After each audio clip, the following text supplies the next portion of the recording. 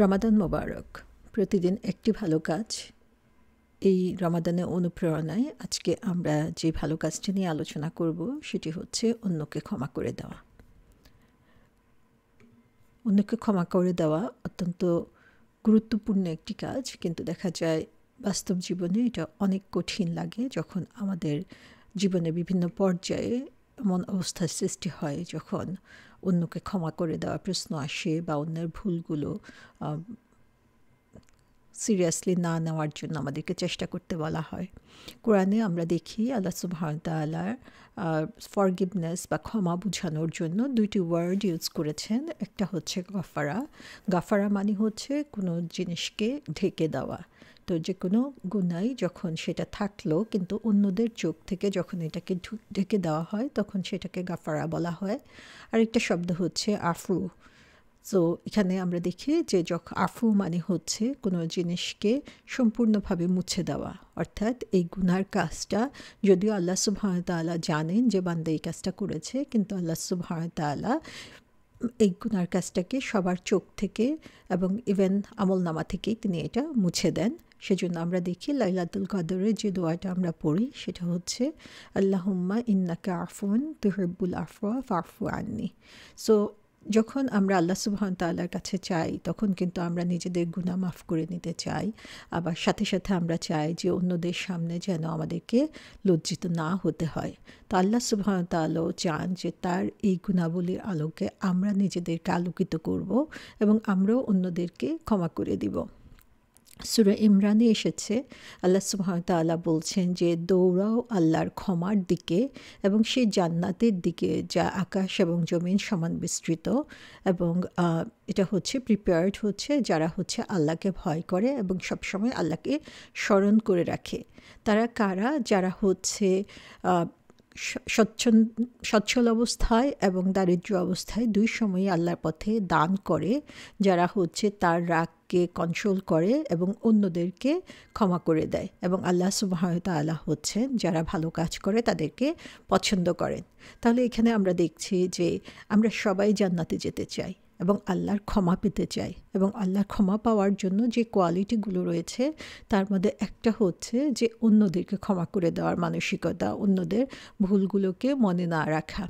সূরা নূরে আল্লাহ সুবহানাহু ওয়া তাআলা বলছেন মানুষকে do not let the people of virtue and affluence among you swear to suspend donations to their relatives. যে মানুষকে আমরা স্টপ করতে পারবো না তারা যখন তাদের রিলেটিভ, আত্মীয় স্বজন অথবা যারা অভাবী অথবা যারা আল্লাহর জন্য হিজরত করেছে তাদেরকে দেওয়ার থেকে, এবং আল্লাহ সুবহানাহু ওয়া তাআলা এখানে বলছেন তাদেরকে ক্ষমা করে দাও, তাদের যে ভুল ত্রুটিগুলো ছিল সেগুলো মাফ করে দাও।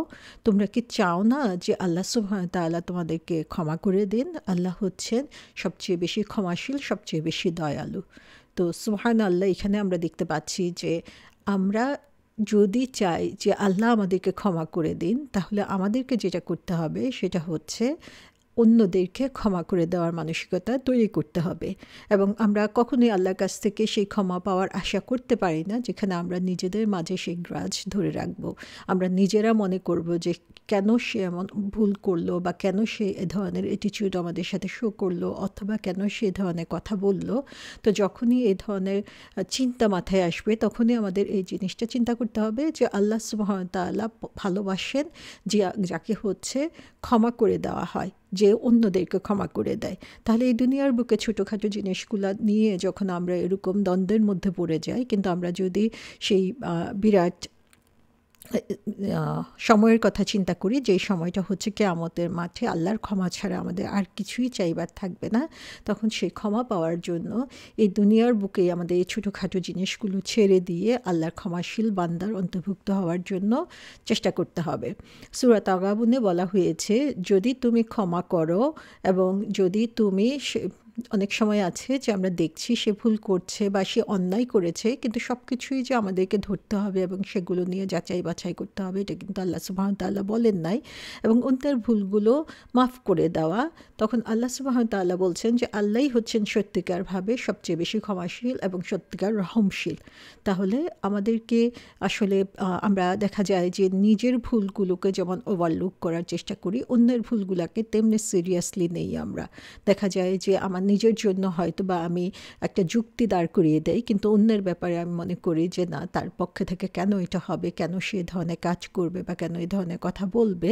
তো আমরা নিজেদেরকে যদি তার অবস্থানে দেখতে চাই, তাহলে আমরা অবশ্যই চিন্তা করব যে আমরা সেই ক্ষমাশীলের কাছ থেকে ক্ষমা পেতে চাই। সুতরাং তাদের ভুলগুলোকে আমরা ওভারলুক করব, কারণ আল্লাহ সুবহানাহু ওয়া তাআলা জানেন যে তার অবস্থা কী এবং কেন সে ধরনের কাজ করেছে।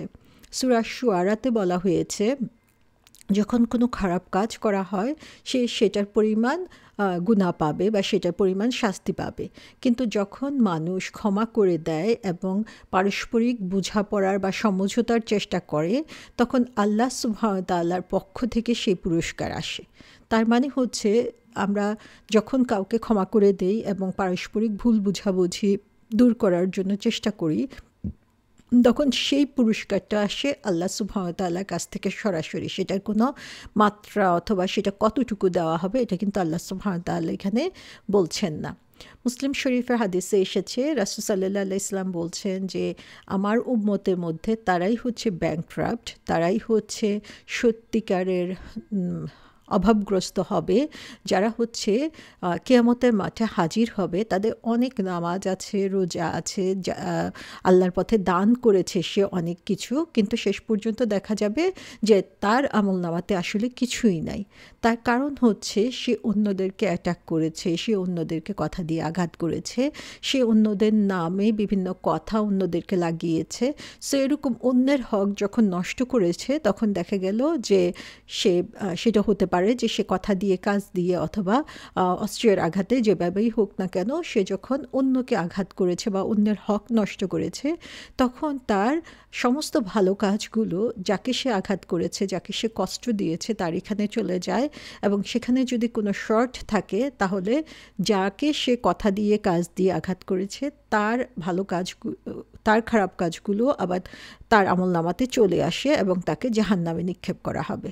তো সুবহানাল্লাহ, আমরা একবার চিন্তা করি যে দুনিয়াতে আমরা কত কষ্ট করছি এই নামাজ, রোজা, নিজের সম্পদ আল্লাহর পথে দেওয়ার জন্য, কিন্তু আমাদের মুখের কথায় বা আমাদের কাজে আমরা যখন কাউকে কষ্ট দিয়ে থাকি, সেটার জন্য আমাদের সমস্ত আমল নষ্ট হয়ে যাচ্ছে।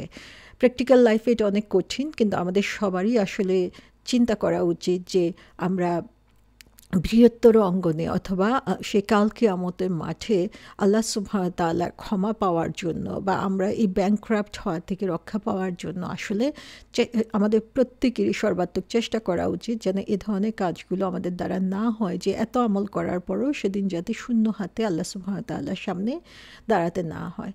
রাসূল সাল্লাল্লাহু আলাইহি সাল্লাম বলেছেন যে জান্নাতের দরজাগুলো প্রতি সোমবার এবং বৃহস্পতিবারে খুলে দেওয়া হয়, এবং যারা হচ্ছে আল্লাহর সাথে অন্য কাউকে শরিক করে না, তাদেরকে আল্লাহ সুবহানাহু ওয়া তাআলা ক্ষমা করে দেন। শুধুমাত্র একজন ছাড়া, যে হচ্ছে তার ভাইয়ের বিরুদ্ধে সে নিজে অহংকারী বোধ করেছে বা ভাইয়ের বিরুদ্ধে তার বিরূপ মনোভাব রয়ে গিয়েছে, তখন তাকে বলা হবে যে অপেক্ষা করো। মানে যেহেতু আল্লাহ সুবহানাহু ওয়া তাআলা সে সময় সবাইকে ক্ষমা করে দেন, কিন্তু তার ক্ষমাটা তখন স্থগিত রাখা হয় এবং বলা হয় যে এটা অতক্ষণ পর্যন্ত অপেক্ষা করো যতক্ষণ পর্যন্ত না তারা নিজেদের মধ্যে সমঝোতা করে নেয়। তাহলে আল্লাহ সুবহানাহু ওয়া তাআলা এটাই পছন্দ করেন যে আল্লাহ জানেন আমরা ভুল করব, কিন্তু ভুল করার পরও আল্লাহ সুবহানাহু ওয়া তাআলা আমাদেরকে সুযোগ দিচ্ছেন যেন আমরা সমঝোতা করে ফেলতে পারি। আমাদের মাঝে যে ভুল বুঝাবুঝি হয়েছে, সেই ভুল বুঝাবুঝি দূর করে আমরা পরস্পরকে মন থেকে ক্ষমা করে দিতে পারি। রাসূল সাল্লাল্লাহু আলাইহি সাল্লাম বলেছেন যে তোমরা একজন আরেকজনের বিরুদ্ধে বিরূপ মনোভাব রেখো না, হিংসা করো না, শত্রুতা রেখো না, এবং একজন আরেকজনকে তোমাদের পিঠ দেখিও না, অর্থাৎ একজন আরেকজন থেকে মুখ ফিরিয়ে নিও না, এবং তোমরা একে অপরের ভাই হয়ে যাও এবং আল্লাহর বান্দা হয়ে যাও। একজন মুসলমানের জন্য এটা কখনোই সঠিক না যে সে তার ভাইয়ের সাথে 3 দিন কথা বলবে না। সো এটা আমরা দেখি যে পারস্পরিক সম্পর্ক, সুন্দর সম্পর্ক মেনটেন করা, একজন আরেকজনকে ক্ষমা করে দেওয়া, পারস্পরিক সমঝোতা, এটা আল্লাহ সুবহানাহু ওয়া তাআলার কাছে খুবই পছন্দনীয়। কোরআনে এসেছে যে সত্যিকারী ঈমানদার হচ্ছে তারা যারা হচ্ছে যখন তারা সচ্ছল অবস্থায় থাকে তখন যেমন তারা দান করে, তেমনি কঠিন অবস্থাতেও আল্লাহর পথে দান করে, এবং আল্লাহ সুবহানাহু ওয়া তাআলা হচ্ছে পছন্দ করেন যারা পরস্পরকে ক্ষমা করে দেয়।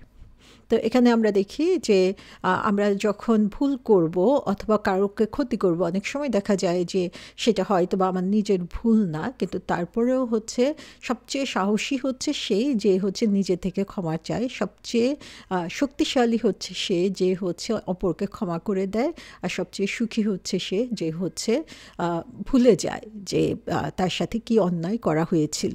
তো আমরা দেখি যে যখন আমরা পারস্পরিক সম্পর্ক নষ্ট থাকে বা একজন আরেকজনের প্রতি মন কষাকষি বা রাগ থাকে, তখন দেখা যায় সেটা আসলে আমাদের নিজেদের পার্সোনাল লাইফকে অনেক বেশি এফেক্ট করে, আমাদের শারীরিক মানসিক স্বাস্থ্যের জন্য এটা ক্ষতিকর, এবং যার কারণে দেখা যায় যে আমাদের ঈমান এবং আমলও নষ্ট হতে থাকে এই পারস্পরিক সম্পর্ক নষ্ট হওয়ার কারণে বা পারস্পরিক ভুল বোঝাবুঝির কারণে।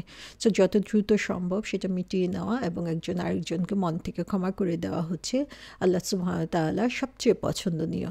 তো এই ব্যাপারে একটা ঘটনা রয়েছে, যে ঘটনাটা হচ্ছে আমাদের জন্য খুবই উৎসাহব্যঞ্জক হতে পারে, যে আল্লাহ সুবহানাহু ওয়া তাআলা যে কী পরিমাণ পছন্দ করেন এবং সেই ব্যক্তিকে যে হচ্ছে ক্ষমা করে দেন, যার তার সাথে যাই করা হোক না কেন, হয়তোবা যে করেছে সে অন্যায়ও করেছে কিন্তু তারপরেও সে ক্ষমা করে দেয় এবং ভুলে যায়, সেটা আল্লাহ সুবহানাহু ওয়া তাআলা খুব পছন্দ করেন। একবার রাসূল সাল্লাল্লাহু আলাইহি ওয়াসাল্লাম কিছু সাহাবার সাথে বসেছিলেন মসজিদে, তখন তিনি বললেন যে এখন একজন লোক আসবে যে হচ্ছে জান্নাতের বাসিন্দা বা সে জান্নাতে যাবে। তখন একজন সাহাবী সেখানে আসলেন এবং দেখা গেল যে এরকম ঘটনা 3 বার ঘটল। তখন আব্দুল্লাহ ইবনে আমর বিন আস রাদিয়াল্লাহু আনহু খুঁজে বের করার চেষ্টা করলেন যে এই লোকটা যার সম্পর্কে রাসূল সাল্লাল্লাহু আলাইহি ওয়াসাল্লাম 3বার বলেছেন যে সে জান্নাতি হবে, তার কি এমন কোয়ালিটি রয়েছে, সে কি এমন ভালো কাজ করে, সে কত বেশি ইবাদত করে, এটা তিনি দেখতে চাইলেন।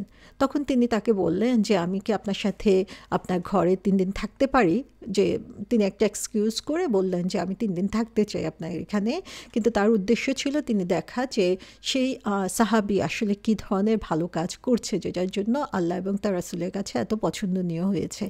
তখন তিনি 3 দিন 3 রাত তার এখানে অবস্থান করলেন এবং প্রতিনিয়ত তাকে ফলো করতে থাকলেন। তিনি দেখলেন যে তিনি তেমন স্পেশাল কোনো কিছুই করছেন না। তিনি অন্যরা যখন রোজা রাখে তখন রোজা রাখছেন, অথবা সেই সময় যে সারাক্ষণই তিনি রোজা রাখবেন সেরকমও না, তিনি যে সারা রাত ধরে ইবাদত করছেন এরকমও না। তো 3 দিনের মধ্যে তিনি স্পেশাল কোনো কিছুই খুঁজে পেলেন না। তো আব্দুল্লাহ ইবনে আমর বিন আস রাদিয়াল্লাহু আনহু খুব অবাক হলেন যে কেন তাকে পিপল অফ জান্নাহ অথবা জান্নাতের অধিবাসী বলা হয়েছে। তো তিনি তখন নিজেই তাকে জিজ্ঞাসা করলেন যে আল্লাহ রাসূল সাল্লাল্লাহু আলাইহি ওয়াসাল্লাম আপনার সম্পর্কে বললেন যে আপনি জান্নাতের অধিবাসী, সো আপনি কি এমন কাজ করেন, আমি তো তেমন কিছু স্পেশাল দেখলাম না, তাহলে কেন আপনাকে জান্নাতের জন্য কবুল করে নেওয়া হয়েছে? তখন ওই সাহাবী বললেন যে আমি তো তেমন স্পেশাল কিছুই খুঁজে বের করতে পারছি না, যে আমি যতটুকু আমার সাধ্যের মধ্যে আছে এতটুকুই করি, কিন্তু একটা জিনিস আমি করি সেটা হয়তো বা আল্লাহর পছন্দনীয় হতে পারে, যে আমি প্রতি রাতে ঘুমানোর আগে যারাই আমার সাথে ভুল করেছে, অন্যায় করেছে, কষ্ট দিয়েছে বা ক্ষতি করেছে, আমি তাদেরকে ক্ষমা করে দেই। আমি আমার মন থেকে কারো সম্পর্কেই কোনো খারাপ ধারণা রাখি না এবং খারাপ অনুভূতি রাখি না, এবং সেই অবস্থায় আমি ঘুমাতে যাই। তো সুবহানাল্লাহ, আমরা এখানে দেখছি যে শুধুমাত্র এই কারণে যে খুব বেশি নামাজ পড়তে হবে, খুব বেশি জাকাত দিতে হবে, বা আল্লাহর পথে দান করতে হবে, বা সারাদিন সারা রাত সারা বছর রোজা রাখতে হবে, এমন কোনো কথা নাই।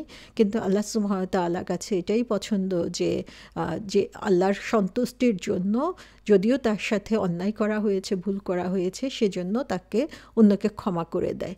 আল্লাহ সুবহানাহু ওয়া তাআলা আমাদেরকে সেরকম উদার মানসিকতা হওয়ার সুযোগ দিন, এবং আমরা যাতে এই কাজটা, যে মনে হচ্ছে খুবই সহজ কাজ, কিন্তু কাজটা করতে গেলে আমাদের জন্য অত্যন্ত কঠিন মনে হবে, কিন্তু তারপরেও আমরা চাই যে আল্লাহ আমাদেরকে ক্ষমা করে দিন, এবং সেই আশায় আমরা প্রতিদিনই আমরা চেষ্টা করব যে আল্লাহ সুবহানাহু ওয়া তাআলার কাছে সাহায্য চাইব, এবং আমাদের সাথে যাই হোক না কেন আমরা আল্লাহ সন্তুষ্টির আশায় তাদেরকে ক্ষমা করে দিব ইনশাআল্লাহ।